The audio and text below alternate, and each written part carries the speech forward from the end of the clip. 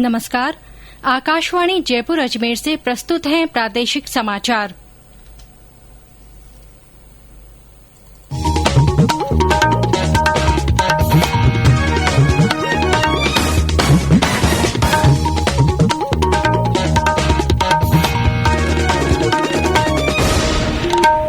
मुख्य समाचार। विधायकों को प्रलोभन देने के कथित मामले में एसओजी ने मुख्यमंत्री और उप मुख्यमंत्री सहित मंत्रियों को बयान दर्ज कराने के लिए जारी किया नोटिस।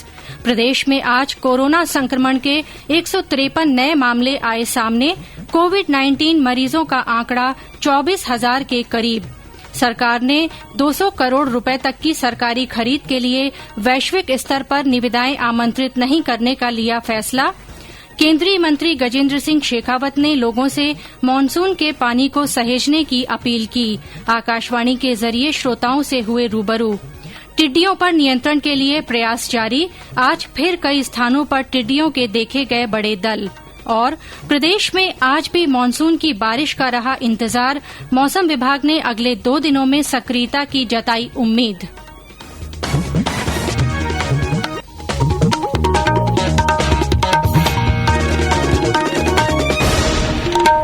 समाचारों के साथ मैं आरती नागर और अब समाचार विस्तार से। प्रदेश के विधायकों को राज्यसभा चुनाव के दौरान प्रलोभन देने के कथित मामले में एसओजी ने मुख्यमंत्री अशोक गहलोत, उप मुख्यमंत्री सचिन पायलट सहित कुछ मंत्रियों और विधायकों को नोटिस जारी कर बयान दर्ज कराने को कहा है। एसओजी ने कॉल रिकॉर्डिंग के आधार पर इस मामले में केस दर्ज कर 2 लोगों को गिरफ्तार किया है। इधर मुख्यमंत्री अशोक गहलोत ने भारतीय जनता पार्टी पर सरकार को अस्थिर करने का आरोप लगाते हुए विश्वास जताया है कि उनकी सरकार 5 साल पूरा करेगी। मुख्यमंत्री ने ट्वीट कर कुछ मीडिया संस्थानों में मामले को अलग ढंग से प्रस्तुत करने पर नाराजगी जताई है। दूसरी ओर भाजपा के प्रदेश अध्यक्ष सतीश पूनिया ने पलटवार करते हुए इस प्रकरण को मुख्यमंत्री और उप मुख्यमंत्री के बीच का आपसी मतभेद बताया है। कांग्रेस के वरिष्ठ नेता कपिल सिब्बल ने प्रदेश कांग्रेस में अंतर्कलह की खबरों के बीच कहा कि वे पार्टी के बारे में चिंतित हैं।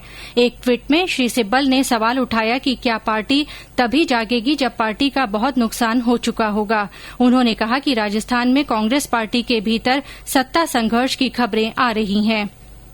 स्वास्थ्य और परिवार कल्याण मंत्रालय ने राज्यों को सलाह दी है कि कोविड जांच के लिए उपलब्ध थेरेपी का उपयोग केवल उन्हीं स्वास्थ्य केंद्रों में ही होना चाहिए जहां रोगियों पर समुचित निगरानी रखी जा सके।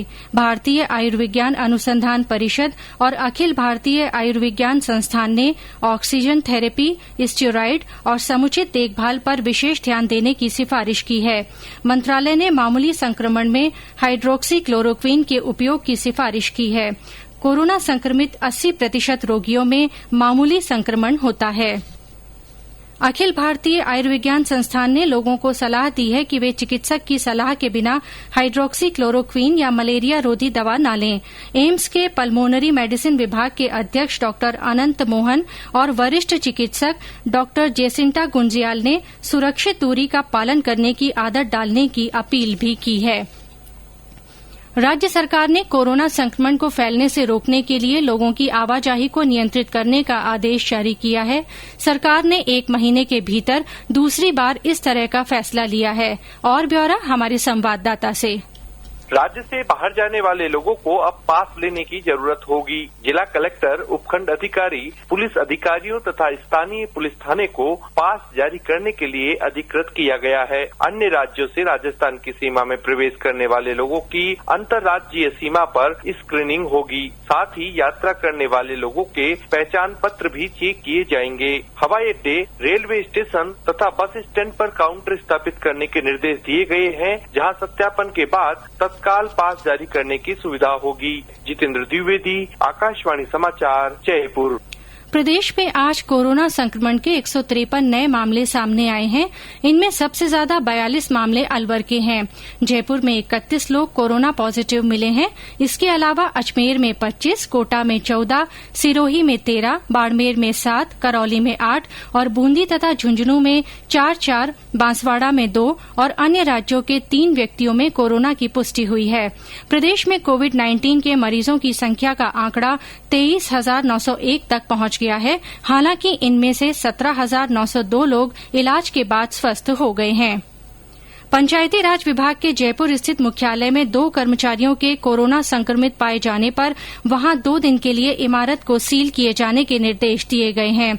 इस दौरान अधिकारियों और कर्मचारियों को घर से ही काम करने को कहा गया है। इधर राजस्थान उच्च न्यायालय में भी 15 जुलाई तक कामकाज को स्थगित रखा गया है।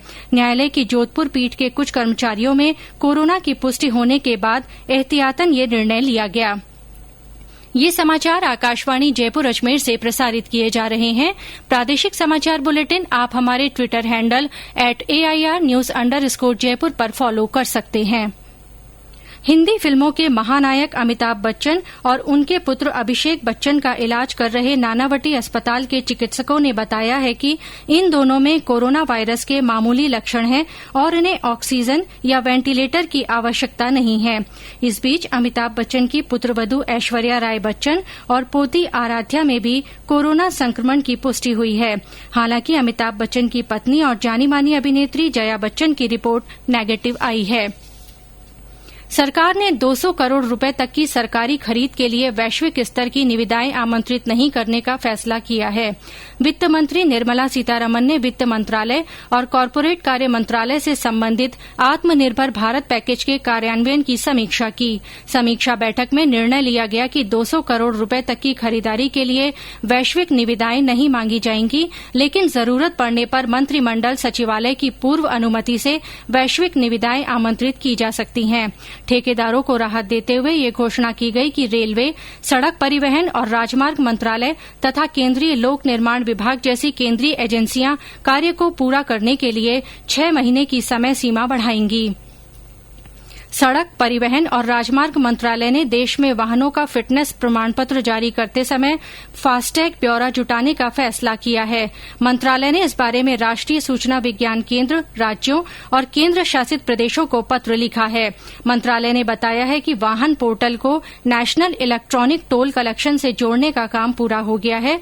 फास्टैग से यह सुनिश्चित करना है कि राष्ट्रीय राजमार्ग पर सभी वाहन फास्टैग भुगतान के लिए इलेक्ट्रॉनिक माध्यम का उपयोग करें और नकद भुगतान से बचें। फास्टैग राष्ट्रीय राजमार्ग टोल प्लाजा पर कोविड फैलने की संभावनाओं को कम करने में भी प्रभावी होगा। केंद्रीय जल शक्ति मंत्री गजेंद्र सिंह शेखावत ने प्रदेशवासियों से मानसून के दौरान बरसात के पानी को सहेजकर इसके विवेकपूर्ण इस्तेमाल की अपील की है। आज आकाशवाणी जोधपुर के फोन इन कार्यक्रम में श्रोताओं से बात करते हुए उन्होंने कहा कि घर का पानी घर में और खेत का पानी खेत में रोकने के साथ ही पानी के पुनर्उपयोग की दिशा में भी हमें पहल करनी होगी। मौसम बरसात का है, हम अपने पानी को बचाएं, पानी को सहेजें। घर का पानी घर में, गांव का पानी गांव में, खेत का पानी खेत में हम किस तरह से रोक सकते हैं। जल का संचय करें, संचय किए हुए जल का संरक्षण करें, संरक्षण किए हुए जल का विवेकपूर्ण उपयोग करें और जो कुछ उपयोग में आया हुआ पानी है उसको पुनर्उपयोग करें। हम आने वाली पीढ़ियों को जल समृद्ध बना सकेंगे, जल समृद्ध विरासत दे सकेंगे। टिड्डी दलों पर नियंत्रण के लिए प्रयास लगातार जारी हैं। टिड्डी चेतावनी संगठन की ओर से देश भर में 1187 स्थानों पर नियंत्रण कार्य किया गया है, जिसमें सबसे अधिक क्षेत्र प्रदेश के हैं। सरहदी जिलों श्रीगंगानगर और बीकानेर में टिड्डी दल देखे जाने पर टिड्डी नियंत्रण दलों द्वारा तत्परता के साथ दवा का छिड़काव किया गया। कृषि विभाग के सहायक निदेशक डॉ रामकिशोर मेहरा ने बताया कि बीकानेर के श्री डूंगरगढ़, लूणकरणसर इलाकों में 14 स्थानों पर 1000 हेक्टेयर क्षेत्र में टिड्डी नियंत्रण कार्य किया गया। श्रीगंगानगर जिले के घरसाना क्षेत्र में टिड्डियों से प्रभावित नरमे की फसल को बचाने के लिए कृषि विभाग सतर्कता बरत रहा है।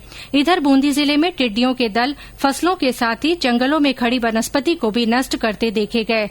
हमारे बूंदी संवाददाता ने बताया कि जिले के इंद्रगढ़ में 2 किलोमीटर चौड़े और 6 किलोमीटर लंबे टिड्डी दल को देखा गया है।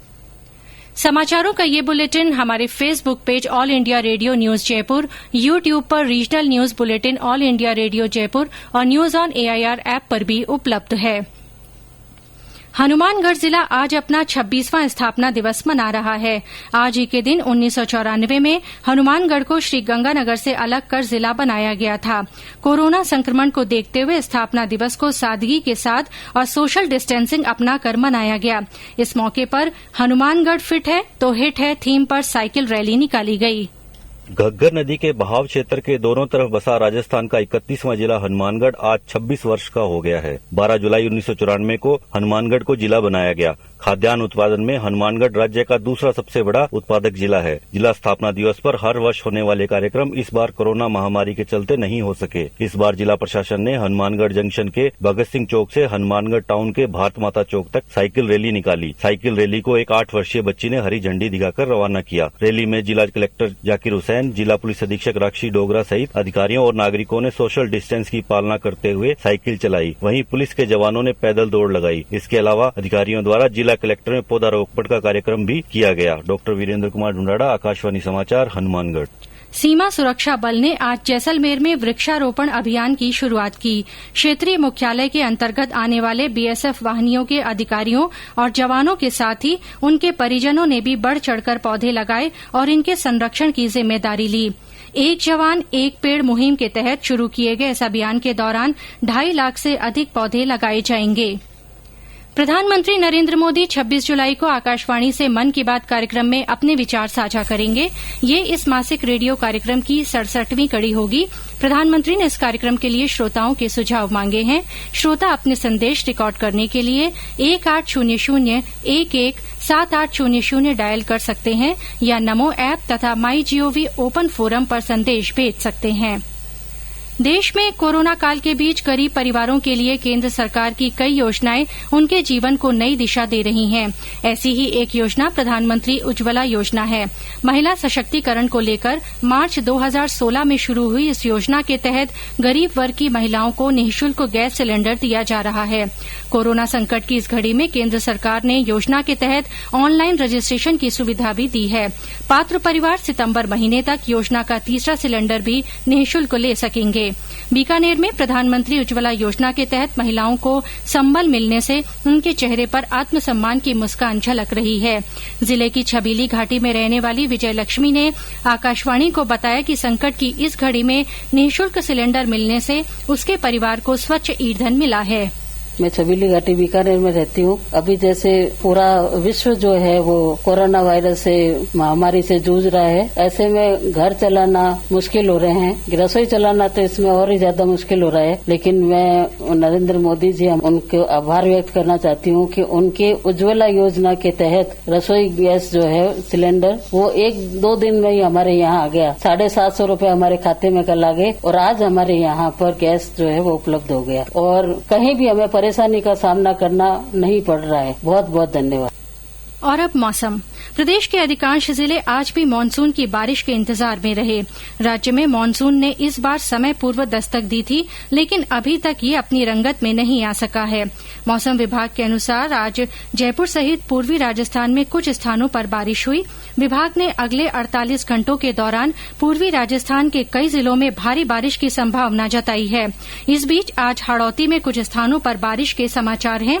बूंदी में हुई तेज बारिश से लोगों को गर्मी और उमस से राहत मिली है। बूंदी शहर सहित जिले में आज सकून की तेज बरसात हुई, जिससे लोगों को गर्मी एवं उमस से राहत मिली है। जिले में मानसून फिर से सक्रिय होने से किसानों में भी उत्साह का संचार हुआ है। बूंदी में कोरोना की वजह से प्रत्येक रविवार को बाजार बंद रहने के कारण लोग पिकनिक बनाने गए। राजकुमार दादीज, आकाशवाणी समाचार, बूंदी। और अब आकाशवाणी जयपुर के समाचार विभाग की विशेष अपील। श्रोताओं, कोरोना से बचाव ही इसका सबसे कारगर उपचार है। इसीलिए घर से बाहर हमेशा मास्क पहनें और 2 गज की दूरी बनाए रखें। बार बार हाथ धोएं या सैनिटाइजर से साफ करें। बहुत आवश्यक होने पर ही घर से बाहर निकलें। अंत में मुख्य समाचार एक बार फिर।